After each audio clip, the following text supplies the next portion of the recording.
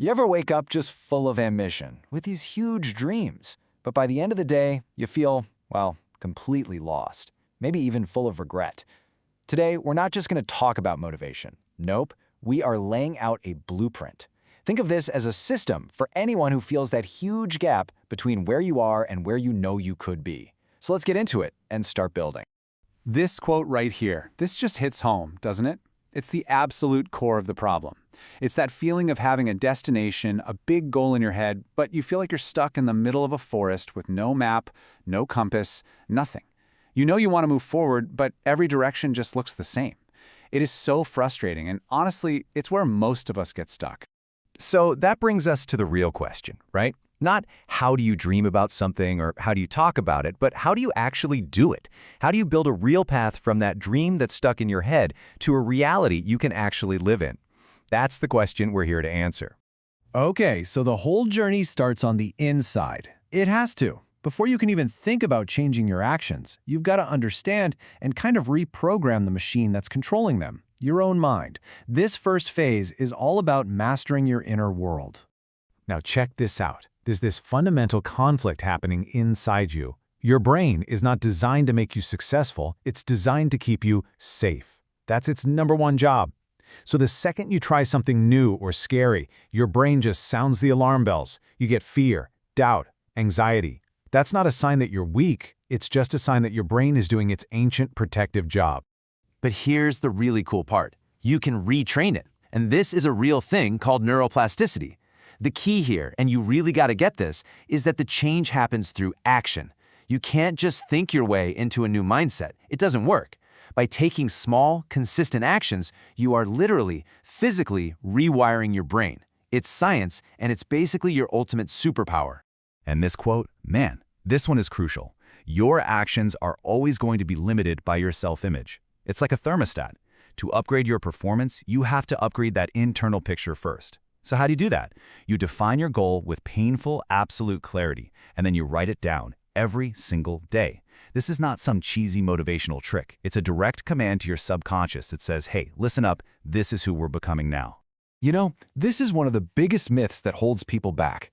We think belief is this magical lightning bolt of confidence that has to strike us before we can even start. We just sit around waiting to feel ready, waiting to feel certain. But that's not how it works. Belief isn't a feeling. It's a skill that you build. You earn it, like building a muscle, through repetition and evidence. You don't need belief to start. You just need discipline. You take a small action, you get a small win, you take another. And over time, all that evidence becomes the foundation for absolutely unshakable belief. So, once you've started doing the work on your inner world, how do you make it real? How do you make it stick? Well, that brings us to phase 2, designing a practical daily system. This is where the mindset stuff meets the real world. This is where the rubber meets the road. Look, everybody gets the same 24 hours. The difference between success and failure is how you use them. This breakdown right here is your battlefield map. You've got build time, that is sacred. That's for your dream. Learn time is for feeding your mind. Maintain time, well, that's for all your responsibilities. And then there's kill time. That's the enemy zone. That is where dreams go to die. Success isn't about having more time, it's about what you do inside the time you already have. This is a huge mindset shift. You have to stop obsessing over the finish line. Why? Because you can't control outcomes. You just can't. But you can 100% control your actions. So if you focus on your daily effort, the calls you made, the pages you wrote, the workout you finished, you shift from a state of constant anxiety to a state of real power. So how do you do it? It's actually super simple. First, you define what your work actually is for that day. Be specific. Second, you just write down what you did. This isn't for anyone else, it's for you. This creates evidence. And third, you review that evidence. This is how you build real self-respect and prove to your own brain that you're not messing around. And here's the truth nobody wants to hear. Mastery isn't born from some big, exciting moment. It's forged in the quiet repetition of the boring stuff. The real work is just showing up to do the same fundamental tasks day after day after day, long after that initial motivation is gone. That, right there, is what separates the amateurs from the pros. Okay, so you've built the right mindset. You've got a daily system going. But that's not enough. You have to defend them, because the world is designed to tear them down. And that's phase 3, protecting your progress. Listen, Your focus is your future, and it is under constant attack, so you need a defense system. This isn't just a list of nice ideas, this is your arsenal. Things like having non-negotiable blocks of deep work, or what the source calls airplane mode hours, where you just cut off all distractions. You literally starve your brain of that cheap dopamine. You have to be absolutely ruthless about defending your attention. This leads to a really important idea about motivation that seems kind of backward at first. We all have this urge to shout our big plans from the rooftops, right? We're looking for that validation, for that support. But telling your plan is so dangerous. It gives your brain this premature hit of dopamine, a false sense of accomplishment that literally tricks you into feeling like you've already done something. But building in silence? That forces you to get your reward from actual progress.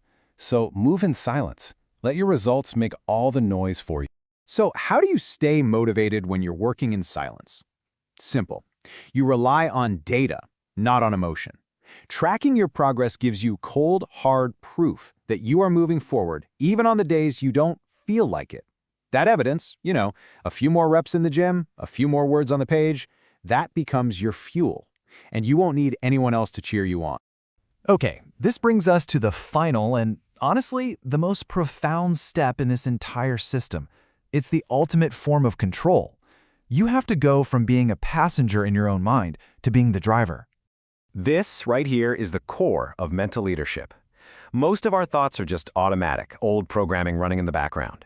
The most important skill you can learn is to create a little space between you and your thoughts. You don't have to obey every negative impulse.